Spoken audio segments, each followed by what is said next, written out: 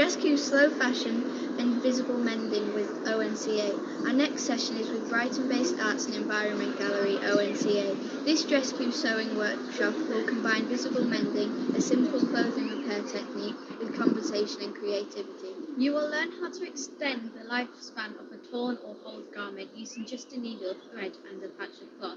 As we stitch, we will discuss the fast fashion and its environmental and social impact versus slow and sustainable lifestyle activities.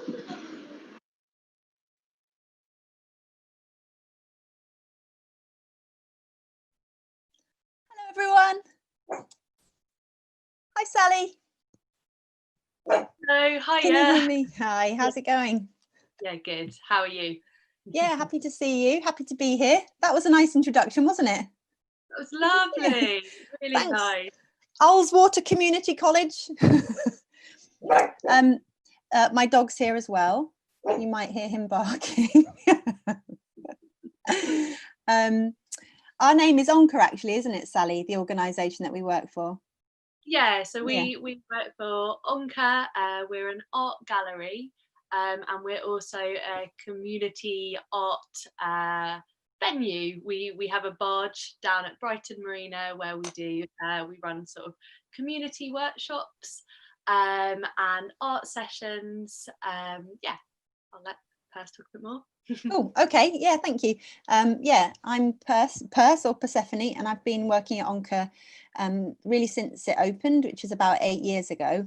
It started off as a gallery, like Sally said, and then it quickly grew into much more of a kind of community-centered space and a space for supporting artists to make work about environmental issues primarily. So biodiversity and climate change were the kind of main themes that we were encouraging artists and audiences to explore in the early days. And as time's gone by, we kind of expanded the way that we talk about environment to be much more inclusive of human rights and social justice. And that's really where we're kind of centering a lot of our energy and the local community. And that's where Sally's work comes in. As Sally mentioned, we have this amazing second space. So we've got the gallery in the town centre, and we've also got this amazing boat at Brighton Marina. And Sally has set up something really special on board the barge that I'll let her tell you about. Unfortunately, because of COVID, we're not able to be on the boat much at the moment. So that's partly why we're so happy and excited to be part of this amazing Youth Climate Summit. And so pleased that you've welcomed us to participate and share in this amazing process. Yeah, so over to you, Sally. Yeah, hi, I'm Sally again. As Pers mentioned, I'm a community artist at Anka Barge. But also, you know, I originally trained as a costume seamstress, and since working as a community artist, I've really found sort of sewing and slow craft processes are really sort of embedded in how I work and sort of tools for engagement. We found that, you know, processes like sewing, which have sort of elements of repetition, often really open up space for conversations to happen, for dialogue to take place, and for social action, which has led us to forming and launching DResscue on Anka Barge. DResscue is a space, we've got some sewing machines, and it's a space where people can come and learn to mend, to alter and to make their own clothes, and also have conversations and meet people. So today we're going to give you a bit of a taster of DResscue. We're going to do a small visible mending workshop. So I'm going to do a demonstration. You might be able to see my hands in a video. In a second, we'll spotlight my hands so you can see them working. Actually, I wonder if one of the admin can help us do that now, because I can see that I can't pin the chat.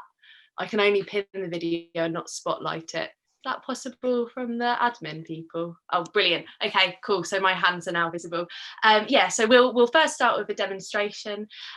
We will, as we start to sew, we'll invite you, or we do invite you to ask questions as we work, and and we'll just have a conversation about sort of slow craft and sustainable fashion. So hopefully we invite you to join in. Purse is going to be sewing alongside me. So if Purse has any questions as we sew also, please do shout. I'll first show you what visible mending is. So this is an example of the type of visible mending that we're going to do today. So visible mending is also known as sashiku, which is basically when you've got a hole or a tear in your clothes, instead of trying to completely cover it up and hide it, visible mending is about sort of celebrating the piece, the whole, and also, you know, turning what is just, you know, a piece of mass-produced jeans into a work of art and something that's really unique and you can put your personality and yourself into. So that's an example of the one we're going to do today, which is really gives you the kind of the basic, the fundamentals of the way of doing it. But just to show you kind of after that, you can really run with it and do, well, anything you fancy. Anything that you can do with a pen, you can do with a stitch. So this is another example. There's a hole down here, and I've sort of just used a stitch to make a half circle, quarter of a circle. And then this is another example. You can see this was the hole, and I've bound the edges of the hole with a blue stitch. Sally, did you do that with a sewing machine or hand stitching? No, that was hand stitch. So just sort of going round and round. It's quite a nice, you know, a nice process to really sort of relax into. If you kind of, I guess a bit of mindfulness goes into it, you kind of get into this repetitive process, and there's a bit of sort of flow that goes on, which I really enjoy. So that's some examples. This is the pair of jeans that I am mending. These are like ultimate sustainable jeans because they were actually my mum's, and they're about 40 years old. And you can see they are really sort of tattered and ragged now. And this is the hole from sort of just being on my knees a lot. So things that you'll need: your fabric with your hole in, your garment, whatever it is, a small scrap of fabric that covers the hole. I'll move that over slightly. A pair of scissors, a couple of pins, you don't need many, and a thread and a needle. I'm sort of going back to in front of my camera, there you go, and a needle. So again, like, choose your thread, choose your fabric to show whatever you want. It's kind of an opportunity to be quite creative there. And to start with, I'm just going to, all of this sort of loose threads can really get in the way and make it a bit harder to sew. So I'm just going to cut all of that away just to really reveal the hole so I can see what I'm working with. So I'm just trimming it down, going inside. Go. And I don't really mind that I'm making the hole a bit bigger, because actually for this it's the feature, so I'm kind of happy to make it a bit bigger. And now I'm going to get my scrap of fabric. So Sally, you say it's the feature, it's going to be on the outside, is it? Yeah, well, no, sorry. So the hole is the feature. The fabric is going to go behind it, but really emphasize the hole. Yeah, that's it. Cool.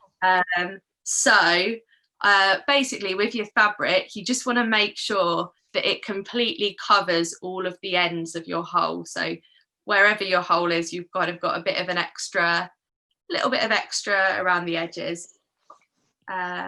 And I'm doing a square, but you can do any shape you like you saw in those examples. A square is quite a nice, easy shape if you're sort of new to this, but you could do whatever. You could do circles, triangles.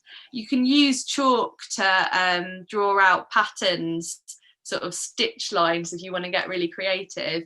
But there we go. That's my very simple triangle that's going on top. I'm doing a triangle too. Nice.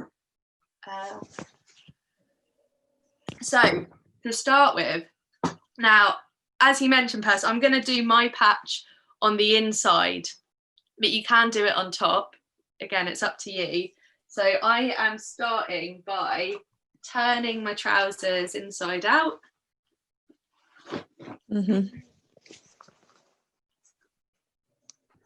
There we go. So I've got the sort of the wrong side of my trousers, the inside of my trousers facing up. And I'm going to just pin, this is the only time you need those. Oh, and there's a little bit of extra loose thread there. So I'm just going to cut away that. Now I can see it. There we go. And I'm going to now pin this over the top. And like we say, if you've got any questions, just pop them into the Slido, or any comments, or, you know, anything. If you've done this before, it'd be great to hear. Oh, someone's actually asking, should you use a fabric with similar stretch, or is it okay to use something different? That's a good question. That's a really good question. Yeah, so of course, like because I'm using jeans, there's just like absolutely no stretch in these whatsoever. And it's a really good idea if you're doing a sort of stretchy fabric, like the top I'm wearing. Can't really see it in that, but the top I'm wearing is like a jersey stretch fabric. It's a really good idea to use something with a similar stretch. By adding your thread, you're kind of removing quite a lot of the stretch. So if your fabric's really stretchy and you're adding embroidery, it's not going to stretch quite as well. So doing this on something like jeans or something quite heavy is always quite a nice way to sort of keep the same characteristics of your fabric going. There we go. So that's all pinned in. And to start with, I'm just getting my needle and thread, and I'm just going to sew around the border of the triangle, which is just going to hold it all in place. Is that going to be neat stitching or rough stitching? So you're going to see this from the front, so it's totally up to you. It's kind of whatever your style is. I am a slightly messier stitcher anyway. I'm not a really, really neat, precise person, so mine's going to be slightly messy, but I've seen some really beautiful sashiko visible mending that's like really incredibly neat. I think that's often when people use chalk to mark out patterns. You can do incredible sort of geodesic shapes and patterns, which is really neat and incredible. Yeah, if you can Google this on or go on Pinterest or on YouTube, and you can see just like how wild people get with it. How do you spell sashiko? Do you know? Shall I look it up? Sashiko, Sashiko is spelled, I believe, and I am dyslexic, but I think it's spelled Sashiko.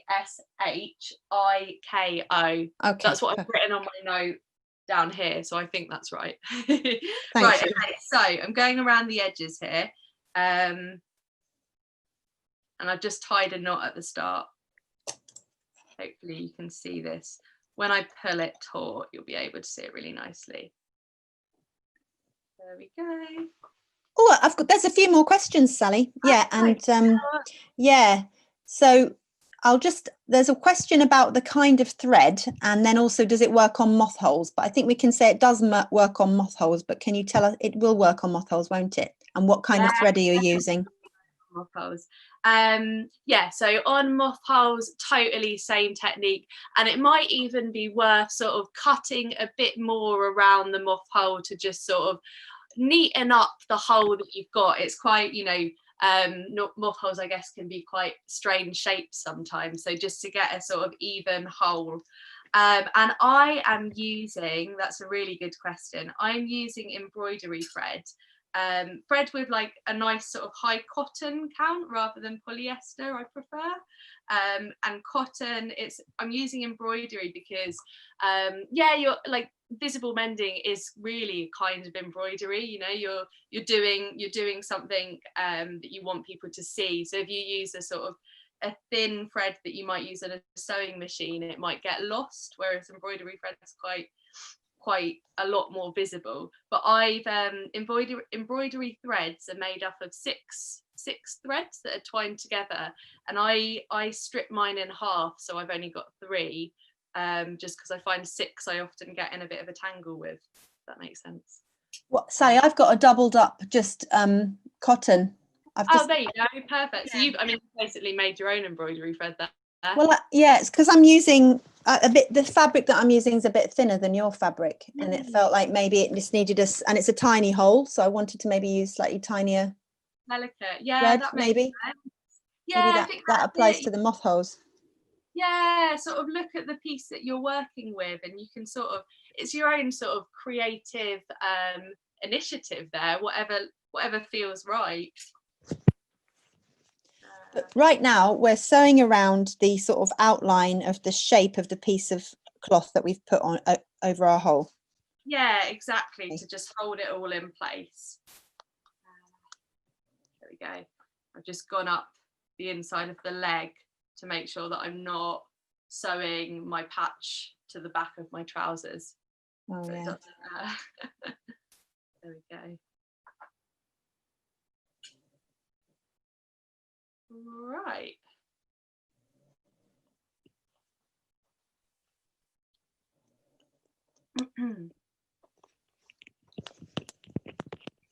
Is it okay, Sally, if I was to stitch, because I haven't got jeans, I'm working on a sort of relatively flat garment. It's at the back, it's like at the back of a pair of trousers.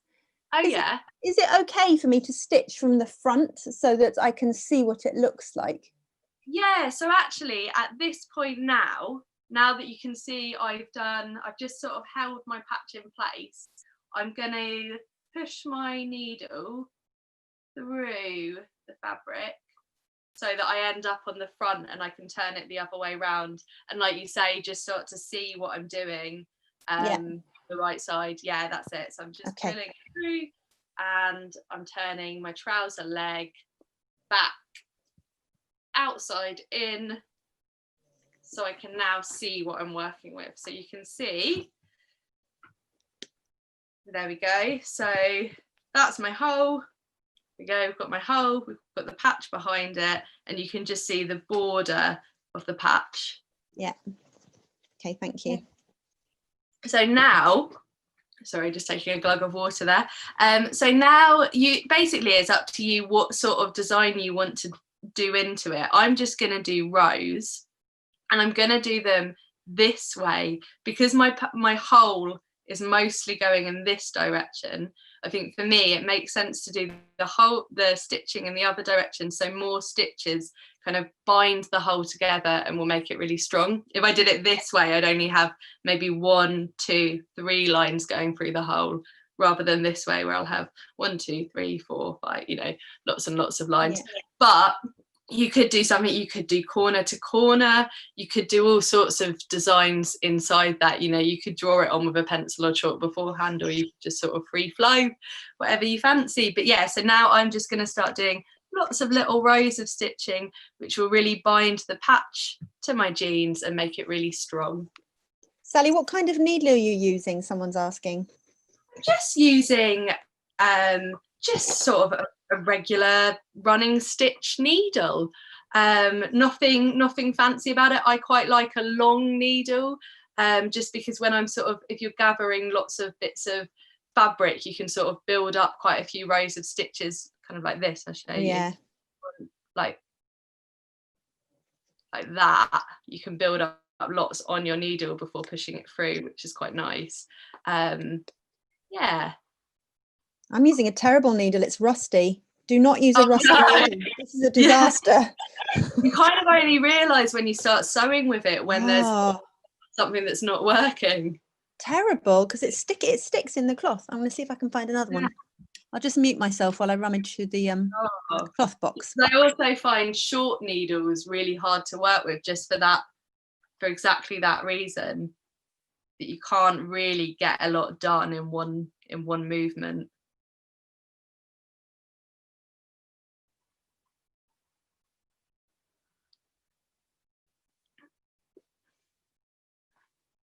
There we go.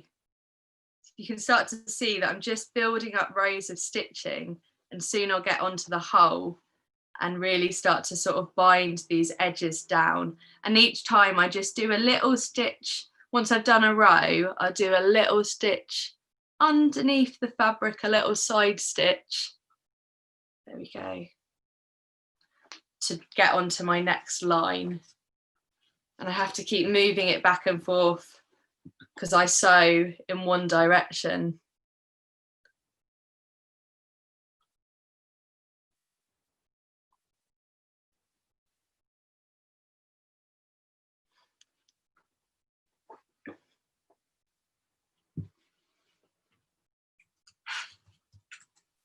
I've got this amazing box of sewing gear that's actually, I'd forgotten about it. It's got all stuff from my granny in it.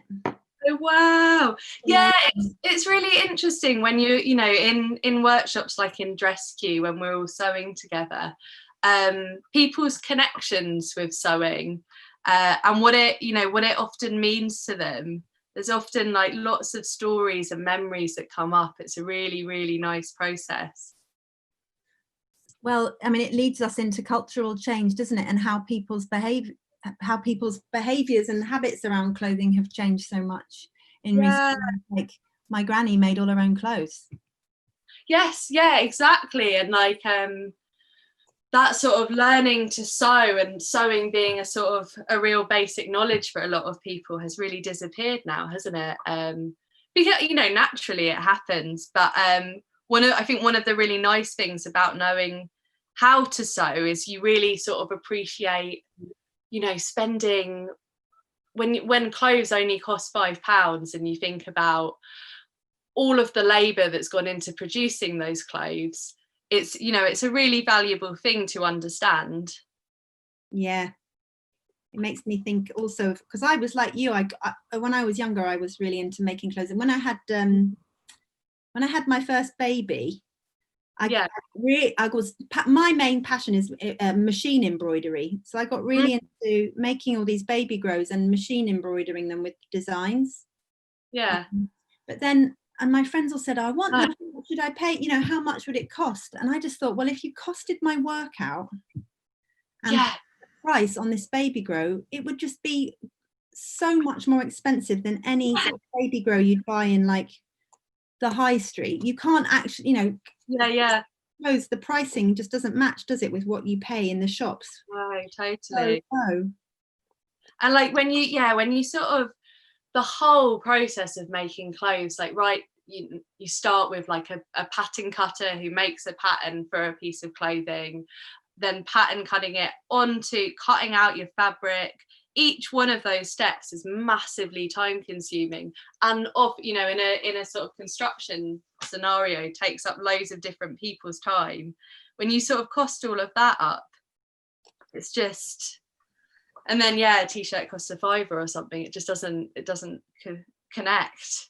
And that's because and should we talk a little bit about that, why a t-shirt costs a £5? How can a t-shirt cost a £5? Yeah, right.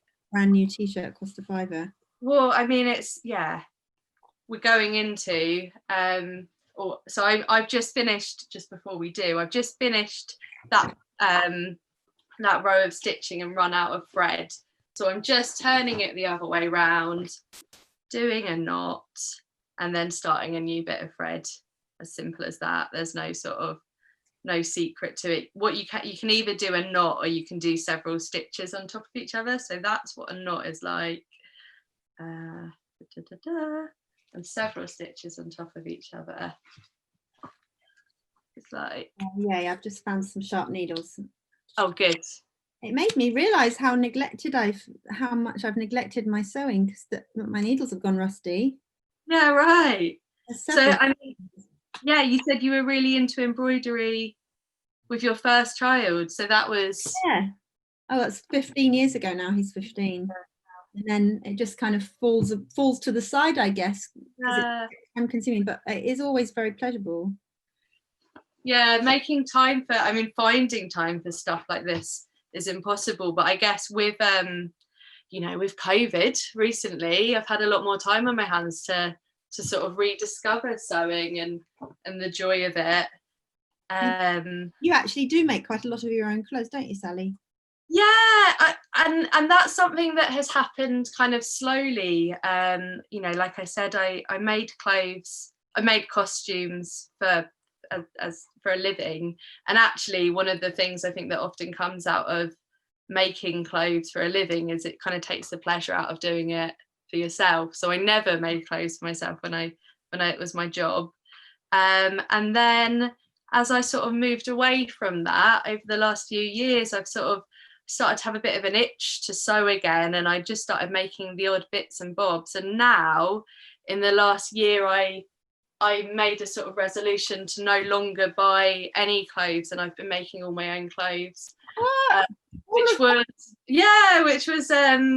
you know, I mean, I made this resolution in January 2020, and then COVID happened anyway, so it wasn't like any of the shops were open. But it's, you know, it's been a really, really pleasurable experience, and one where it's been really empowering. I've really got to know my body. I know I make clothes that are more functional, that fit my body now.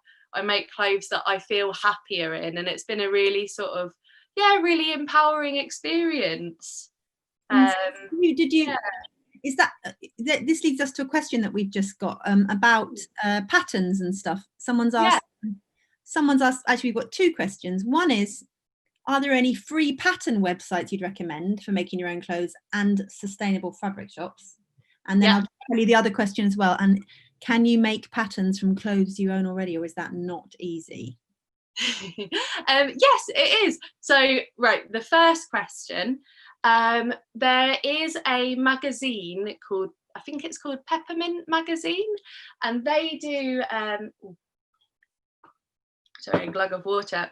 Peppermint Magazine do a free pattern week with each of their magazines each month, and online they've got a huge sort of archive of all of those free patterns available to just use, and they come with really clear instructions, so if you're sort of new to using patterns, they're really great.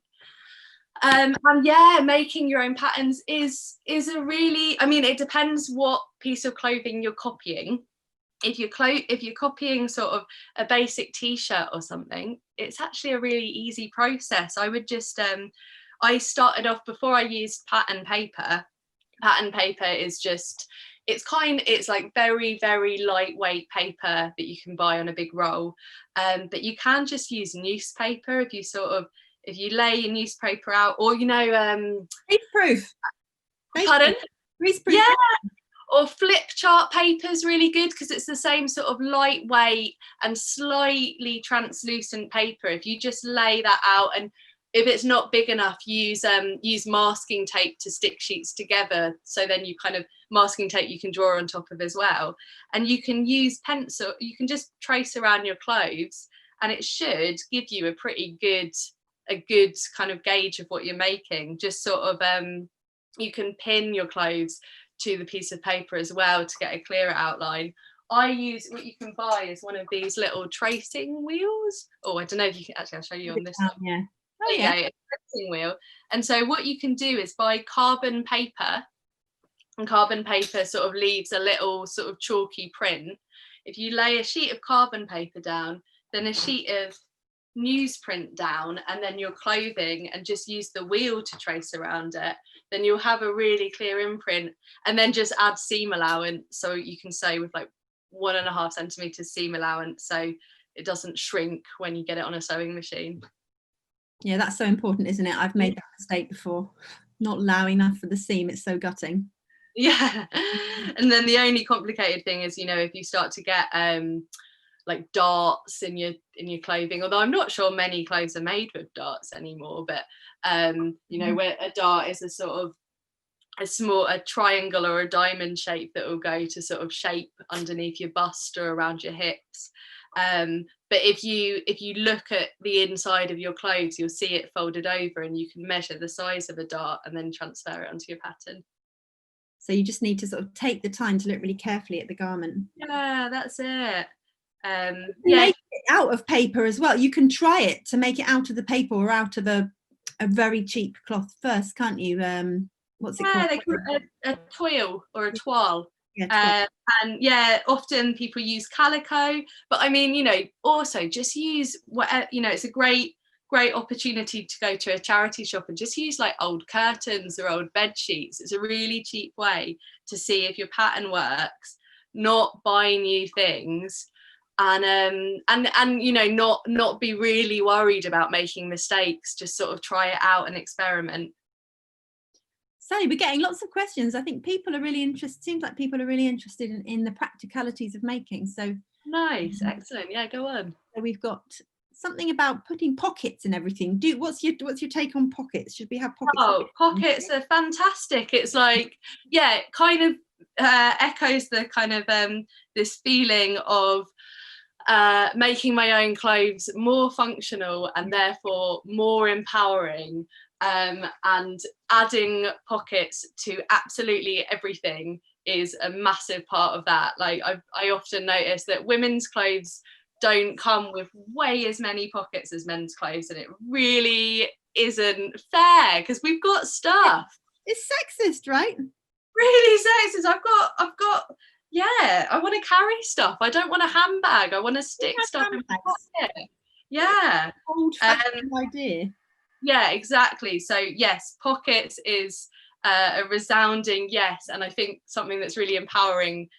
Sew them on everything, and you know, use scraps of fabric. You can really easily, on clothes that you already own, alter them by just adding some pockets, and they'll be more functional and brilliant.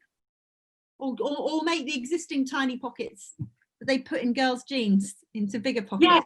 Yes. Yeah, you can go, if you go and kind of turn your trousers inside out, you could increase the size of your pocket quite substantially. Amazing. I never ever thought about that. So what's that? Hacking? Upcycling. Yeah, that's it. Yeah. Or it's an upgrade more than an upcycle, isn't it? Totally upgrading. Someone wants to know how long it takes you to make your own clothes. So I guess I think presumably they're worrying about how long it might be a big task. Yeah, I mean, it really depends what you're making, you know. I made a nice little sort of sweatshirt jumper at the weekend, and that just took me, you know, half a day. Half a day to pattern cut it, and half a day to then sew it all together, because you know, a jumper's just got a few lines of stitching for your armholes, and then just finishing your neckline and your sleeves and your bottom. But then you can get stuff, make stuff really complicated. Dungarees are actually a really nice, easy sew, and I see a lot of amazing dungarees being homemade, and they don't take very long at all. Right.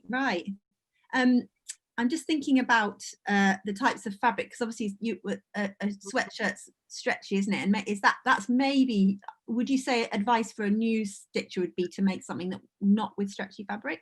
Yeah, so like actually the sweatshirt I made, I'll show you, it's right next to me, and this is from a lovely shop in Brighton called Ditto. You can't really see it on the screen, but it's not actually that stretchy. So it was pretty easy to sew with, and it's really lovely and soft on the inside, so very comforting. Which again is like one of those things, I think, like the feeling of wearing your own clothes is a really incredible one, because it feels very comforting and empowering and brilliant. But yeah, exactly what Per said. I think like the less stretchy the fabric to begin with, the easier. Also, thick fabric can be a bit of a nightmare under a sewing machine. Like really heavy denims might be, if you've kind of not got the most industrial sewing machine, or you're quite new to sewing, sometimes sort of when you're getting to those hem lines and you're building up a few layers of denim, getting them under a sewing machine can be a tricky old business. So starting with like linens and cottons is quite a nice way to start. It's kind of a nice weight. That's why I use these cotton trousers today, because I'm good shout. Yeah, so you can see this is mine coming along. So cute. Oh yes, yours is like in boxes. Oh yeah, nice, excellent. And then, you know, I guess one of the really key bits of advice that I would give, especially like with visible mending, but also with everything, is to use an iron. You know, once you've finished your patch, give it an iron. But when you're sewing, give in between every stage of using a sewing machine, if you get it under an iron, it just sort of presses the stitches into place, and it makes it a million times easier to work with.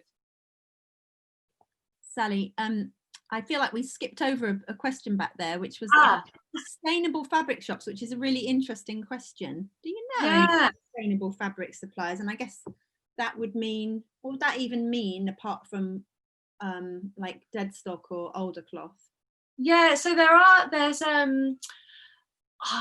it's called the Offcut Warehouse, I believe. I can send a link later. I think it's called the Offcut Warehouse, which is exactly that. It's dead stock from sort of old-fashioned producers. I think also if you shop, shop locally, shop independent, and ask when you're shopping where they get stuff from.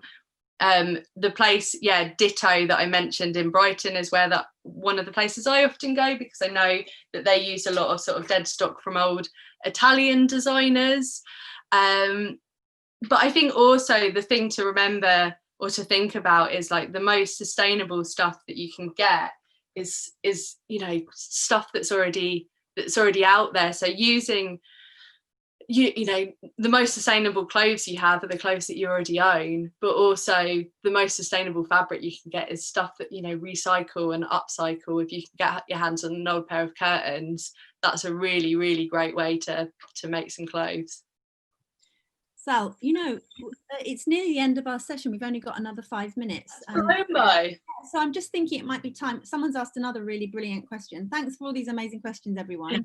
They've sort of reminded us that we started to talk about how cheap t-shirts are on the high street, and I think that can take us back to our the points that we were invited by the Youth Climate Summit to come up with some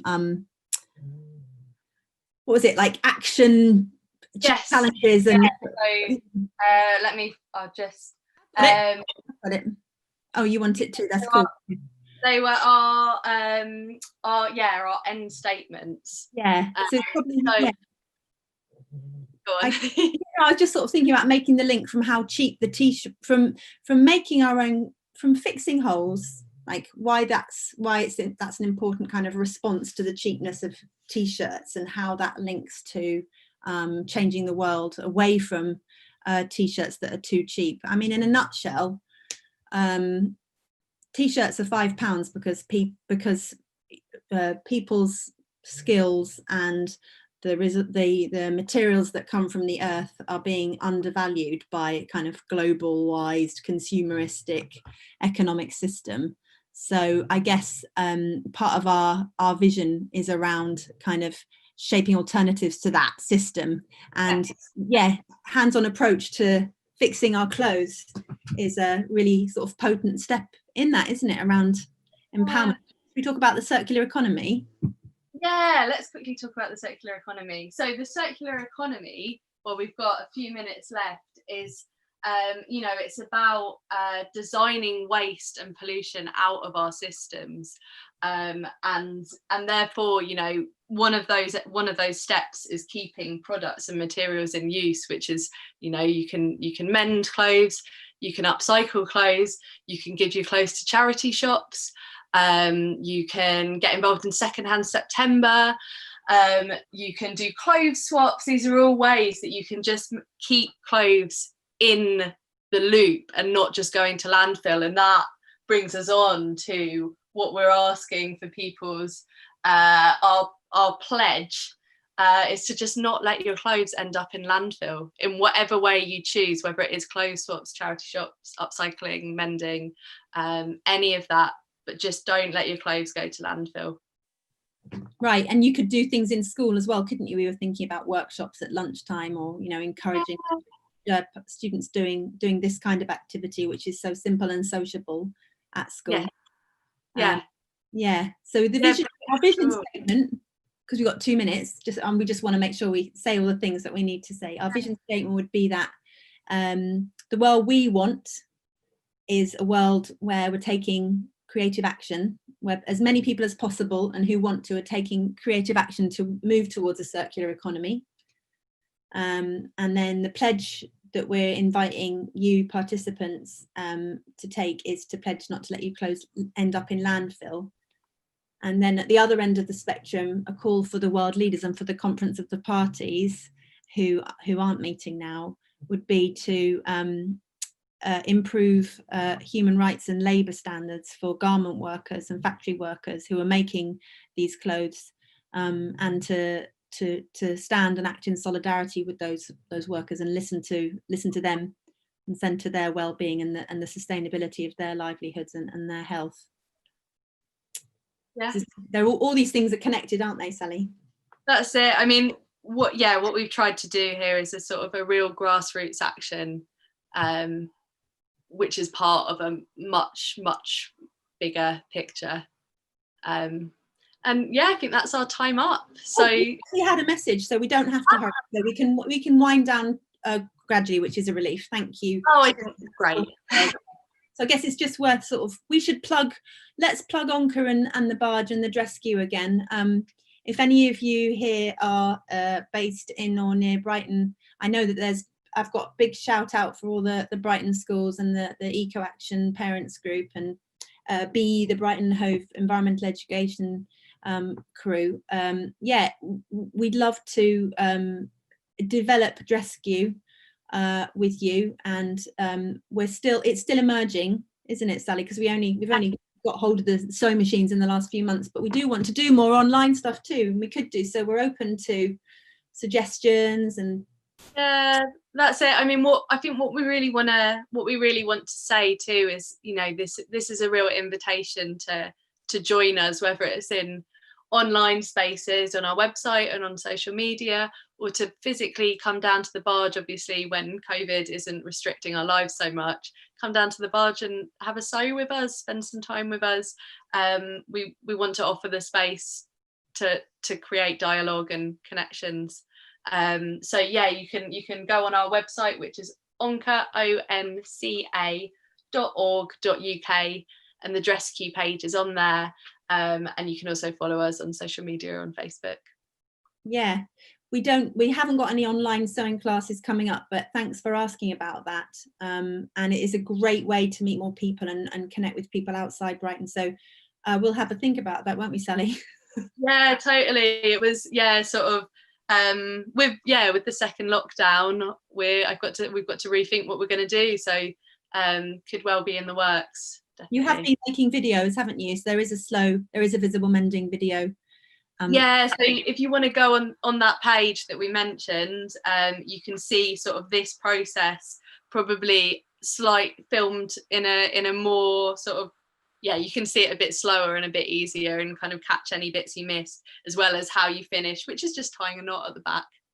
Are you finishing then, Sally? Are you going to show them how to finish? Show us how to finish. Yeah, so I haven't quite finished up to that point, but I'll show you now anyway, because it's really simple. I just push my needle back the other side, turn my fabric inside out, my garment. Whoop.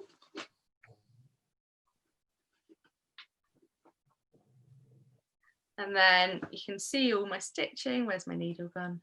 Here we go.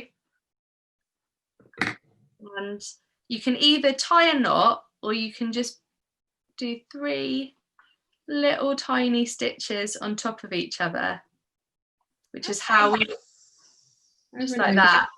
And that will really hold it nicely in place, but it'll also mean if you ever want to undo it, it's a bit easier to undo than a knot. There we go, just like that. And I'll turn it back the other way so you can see the almost finished piece. I wish we could see other people's. Yeah, I know. If you could hashtag DResscue on social media, and we'll be able to see them on Instagram. That'd be great. Or on the Transform Our World hashtag, we can check that and see. Either. Yeah, that would be brilliant. Thanks very much. Hey, listen, there's one more question. Yeah, hashtag Youth Climate Summit 2020. Somebody asked if donating clothes, presumably to the charity shop, is helpful. I think as long as your clothes are in good nick. I think my mate works in a charity shop, and I think one of her biggest gripes is receiving loads and loads of clothes which just aren't resellable, like clothes with massive holes in or stains on. Make sure if you're donating to charity, those clothes are going to be reusable. I think otherwise it's about getting, if you don't want it and you can't, and someone else doesn't want it and you can't fix it, you need to just make sure you get it to a textile recycling centre so that it goes into that sort of circular economy of being made back into fabric and being reused on a bigger scale. Yeah. Apparently 10 or 20% of things that go to charity shops are saleable. Oh really? God, that's tiny, isn't it? Yeah.